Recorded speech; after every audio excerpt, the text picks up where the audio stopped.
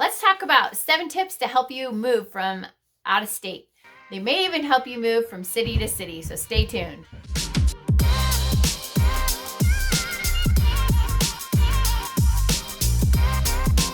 Take a moment, smash that like button, leave me a comment below so that I can make you any videos you're interested in, and also hit that subscribe button so that you get notified of any new videos we're making. I'm getting lots of calls and texts about people that are moving here from out of state, so I thought I'd make you this tips and tricks video. As always, make sure you reach out to me if you're moving. Call me, text me, or email me. Always happy to hear from you. Getting lots of people that are relocating here. I just had a client from Texas move here, and I don't know, I've got lots of clients from Texas, so I'm thinking maybe there's a video in the future about moving from Texas. But let's talk about the 7 tips about moving from out of state. This really even applies if you're moving from town to town. So I've moved quite a few times, but more importantly, I've helped lots of people move, and I've had lots of stories from their not so good moves and their good moves. So I've been taking note of some of those good things that happen and also the bad things that happen so I can give you some ideas and tips and tricks of what to avoid. So number 1 tip is make a box of things that you're going to need as soon as you get to wherever you're going. So the first thing I would start with is when you start taking things apart, just put all of those things in one box.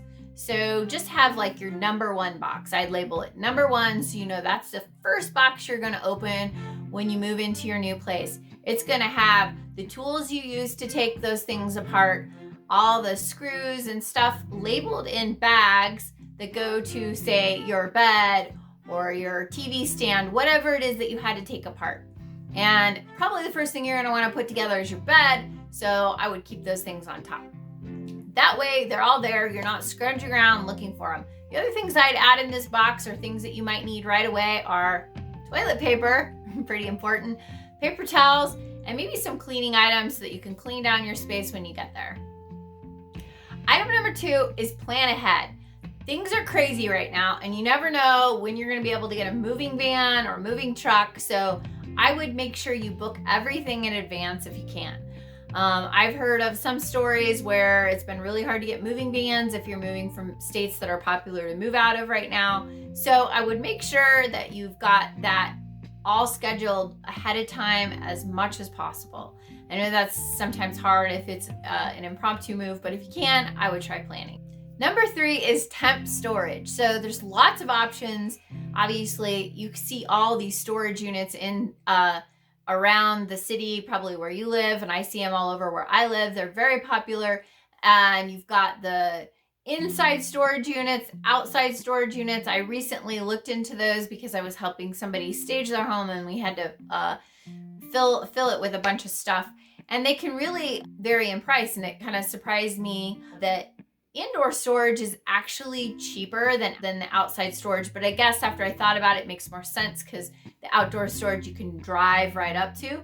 But then you also have the pods option, and there's lots of other companies that have come out with this where they park it in your driveway and you fill it up, and then when you're ready to move, they come pick it up and then they move it. I've had a couple clients use those. I had one client use one that was not quite like pods, but it was a wood container, and everything got really shifted around, and it really wasn't good. So I think I'd really check into those and make sure you look at reviews, not just the reviews that the company's telling you about, but reviews that are coming maybe from the Better Business Bureau or from third-party sites.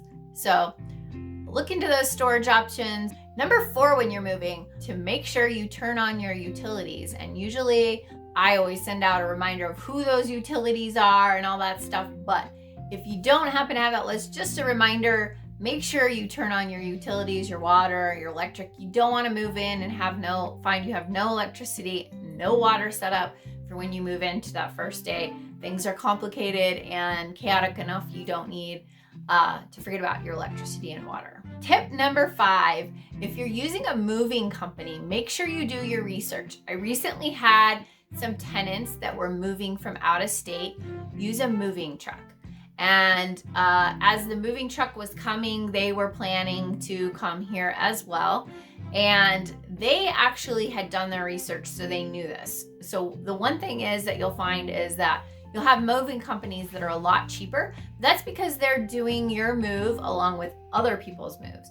So don't expect that your move is going to happen right on a specific date.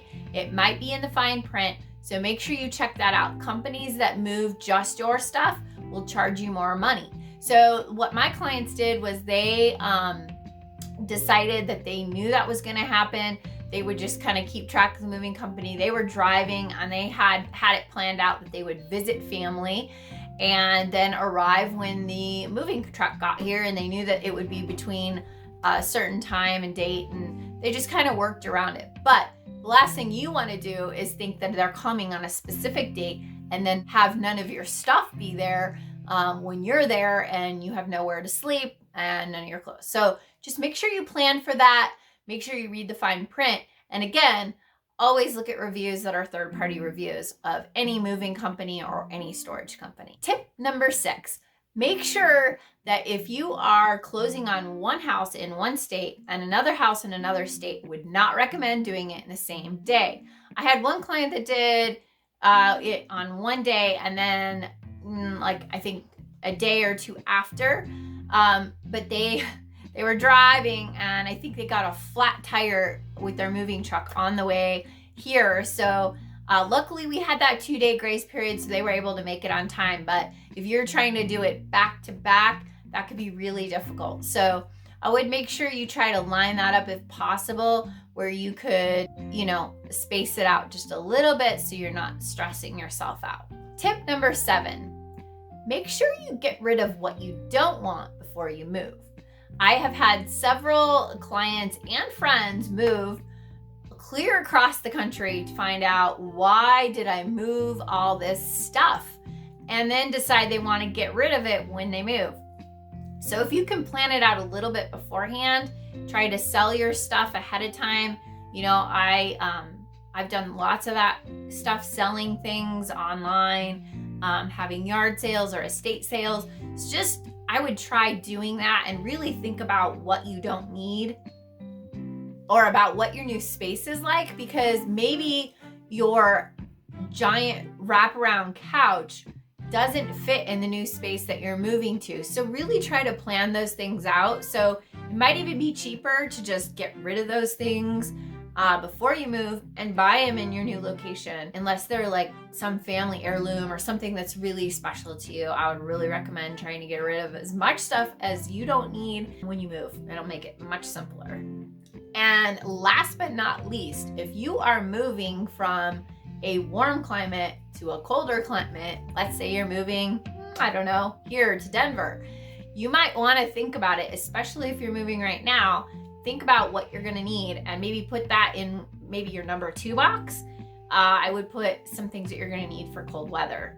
Things like, I had my client of mine move here from Texas and it snowed the other day and he didn't have a scraper for his car. So maybe a scraper for your car, a sweater and a jacket. And also if you're driving here, maybe think about snow tires before you move, or at least even if they're not snow tires, at least newer tires so that you're not getting caught in snow.